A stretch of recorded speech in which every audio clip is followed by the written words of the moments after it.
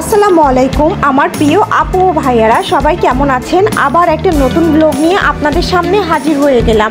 আজকের ব্লগটা ছিল একটা শান্তিময় দিনের কেনাকাটার ব্লগ। তো চলুন দেখা যাক আমরা কোথায় এসেছি আর কি কি কেনাকাটা করব। তো লেটস গো। এই তো চলে এসেছি, এটা হলো মিনা বাজার। হ্যাঁ, আজ আমি মিনা বাজার থেকে গ্রোসারি শপিং করব, আরও টুকটাক ঘরের জন্য প্রয়োজনীয় অনেক কিছু কেনাকাটা করব। তো চলুন আজকের কেনাকাটা আর পুরো ব্লগটা আপনাদের সাথে শেয়ার করছি। তো এই তো চলে এসেছি, এখানে কোকারিজ আইটেম ছিল, অনেক রকমের কোকারিজ ছিল। আমার কাছে খুবই ভালো লেগেছে, কিন্তু আমার নেওয়া হয়নি।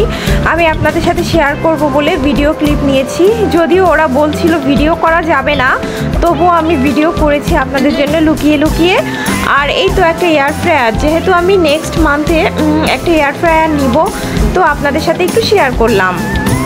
আর কথার মাঝখানে বলে রাখছি, আমার চ্যানেলটা যদি ভালো লেগে থাকে প্লিজ সবাই সাবস্ক্রাইব করে পাশে থাকবেন আর লাইক কমেন্ট অবশ্যই করবেন।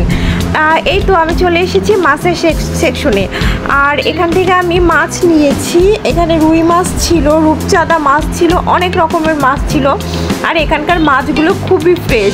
অন্য অন্য জায়গার মাছটা যেভাবে বড় মাছে গন্ধ করে, এখানকার মাছে তেমন একটা গন্ধ করে না, গন্ধ নেই বললেই চলে। আমার কাছে খুবই ভালো লাগে। তো আমি যখনই মাছ কিনি মিনা বাজার থেকেই কিনি। তো এই দেখুন কত রকমের মাছ ছিল, পাবদা মাছ ছিল, ট্যাংরা মাছ ছিল। আর এই তো আমি এখান থেকে টক দই নিলাম, আর আমি যেহেতু ডায়েটে আছি ফ্রুটস নিব। ফ্রুটসগুলো খুবই ফ্রেশ ছিল। তো দেখুন আপনাদের সাথে শেয়ার করছি আমি।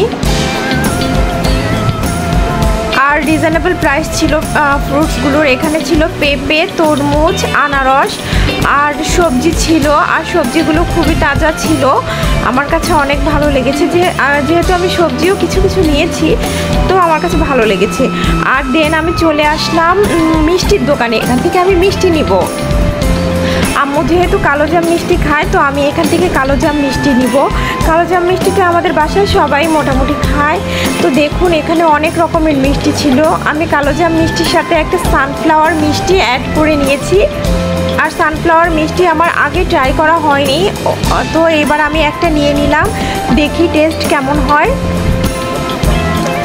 তো দেখুন দোকানটা অনেক সুন্দর, অনেক রকমের মিষ্টি আর ফুড ছিল। তো এখানে চাইলে কেউ দইও নিতে পারে, আবার বসেও খেতে পারে। তো এই তো আমি মিষ্টি নিয়ে নিলাম। আর আজকের ব্লগটা আজকের মতোই। আমার চ্যানেলটা ভালো লাগলে প্লিজ সবাই পাশে থাকবেন, সাপোর্ট করবেন, আর আমার ভিডিওগুলো নিয়মিত দেখবেন।